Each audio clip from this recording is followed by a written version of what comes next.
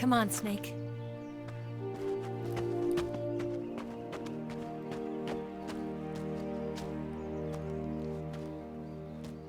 We made it. We made it. Over there.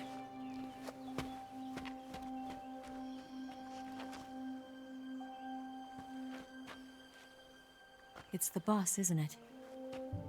I'll go get the wig ready to take off. Right. I'll leave you two alone. But come back in one piece, okay?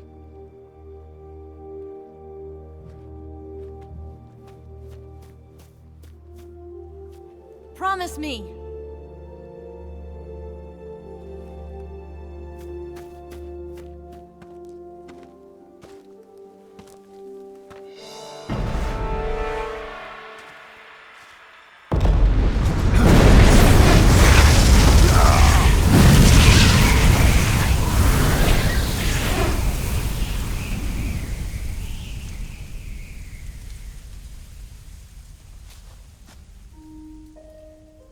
Life's end. Isn't it beautiful? It's almost tragic. When life ends, it gives off a final lingering aroma. Light is but a farewell gift from the darkness to those on their way to die. I've been waiting, Snake, for a long time. Waiting for your birth, your growth, and the finality of today. Boss. Why are you doing this? Why? To make the world one again. The world used to be whole. But with the end of the Second World War, the philosophers began to fight amongst themselves, and the world was torn apart. The Cobras, my comrades who trained and fought alongside me, were torn apart as well. The foibles of politics and the march of time can turn friends into enemies just as easily as the wind changes. Ridiculous, isn't it? Yesterday's ally becomes today's opposition, and this Cold War? Think back. When I was leading the Cobras, America and Russia were fighting together. Now, consider whether America and Russia will still be enemies in the 21st century. Somehow I doubt it. Enemies change along with the times, the flow of the ages, and we soldiers are forced to play along. I didn't raise you and shape you into the man you are today just so we could face each other in battle. A soldier's skills aren't meant to be used to hurt friends. So then what is an enemy? Is there such a thing as an absolute timeless enemy? There is no such thing, and never has been. And the reason is that our enemies are human beings like us. They can only be our enemies in relative terms. The world must be made whole again. The philosophers must be reunited. I will devote my skills to that purpose. And with the Colonel's money, I will achieve that end. Just as I once created the Cobras. They are my family. I may no longer be able to bear children, but I still have a family. It was November 1st, 1951. I was in the Nevada desert participating in atomic testing. The name Nevada is derived from Spanish, covered in snow, white as snow. And snow is exactly what I saw in that Nevada desert. It froze my blood white. Snake, you were an atomic test subject, weren't you? On Bikini Atoll. That's part of the reason I was drawn to you. You and I are alike. We're both slowly being eaten away by the karma of others.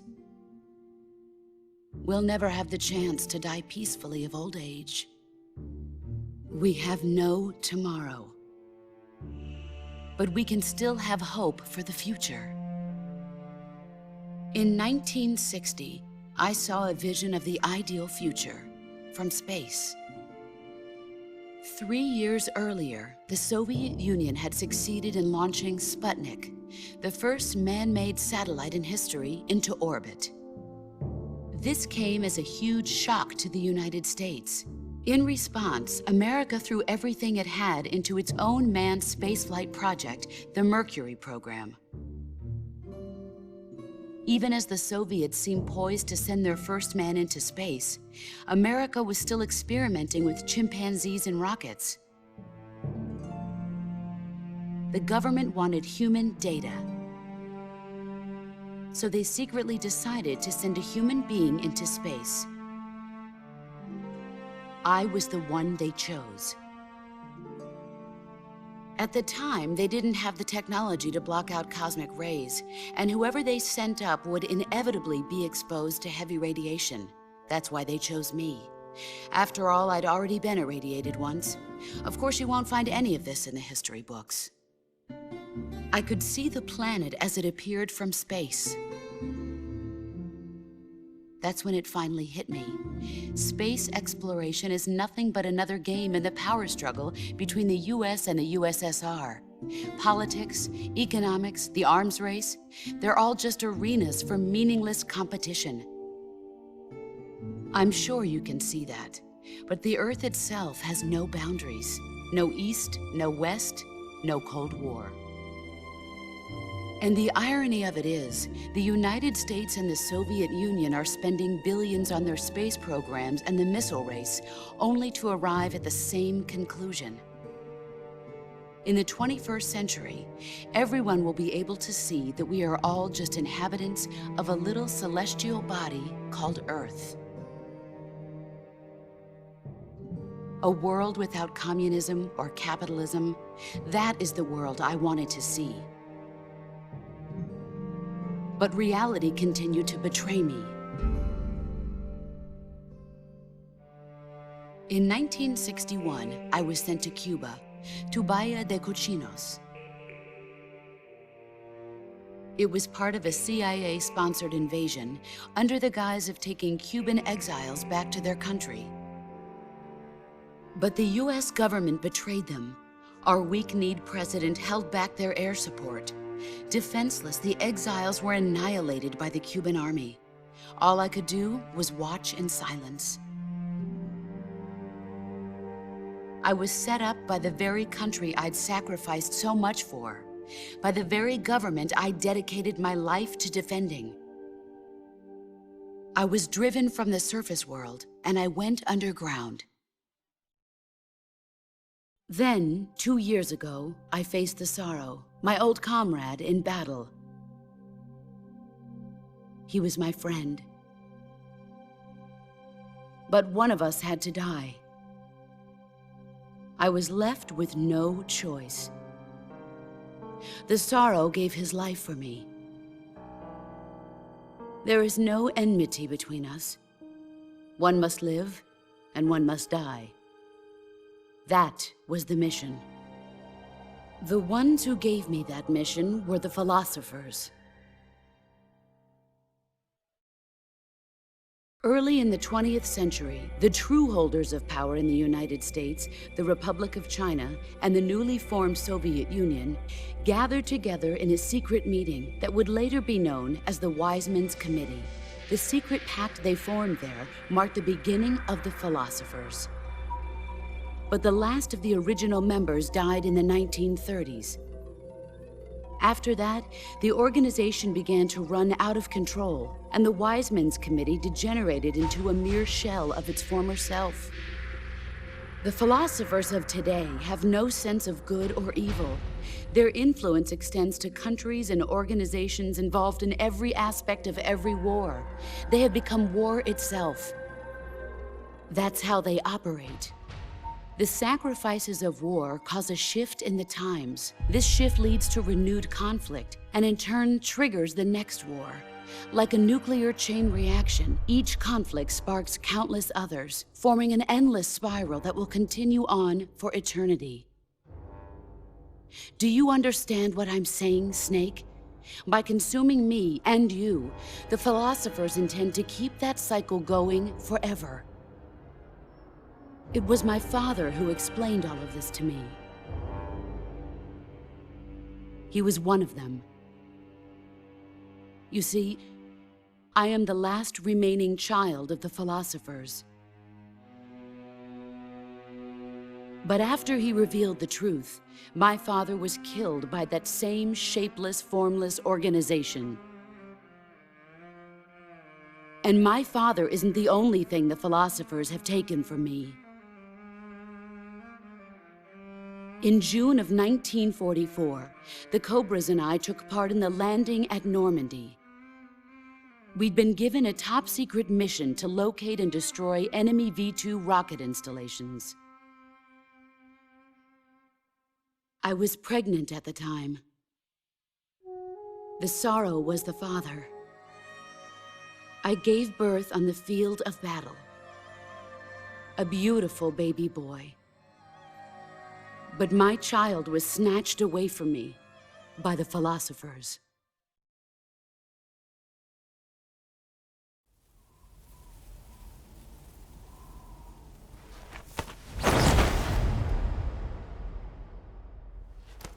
Look at this scar.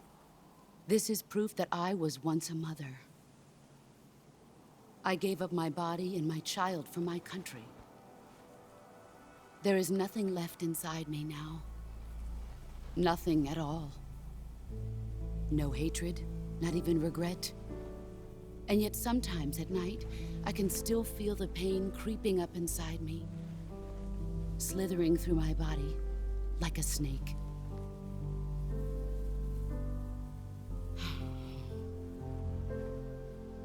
I've never talked this much about myself before. Thanks. Thanks for listening to me.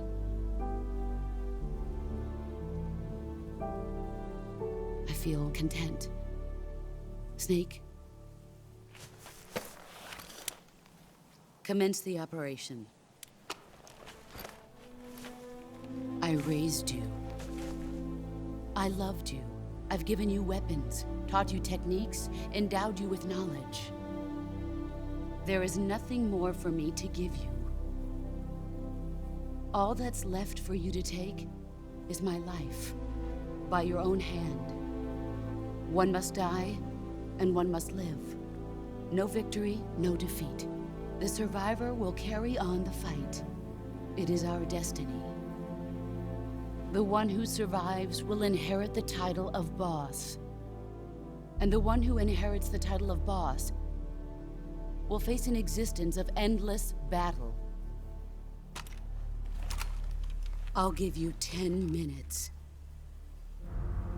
In 10 minutes, MiGs will come and bomb the hell out of this place. If you can beat me in less than 10 minutes, you'll be able to escape in time. Let's make this the greatest 10 minutes of our lives, Jack. Boss. You're a soldier. Finish your mission. Prove your loyalty. Face me.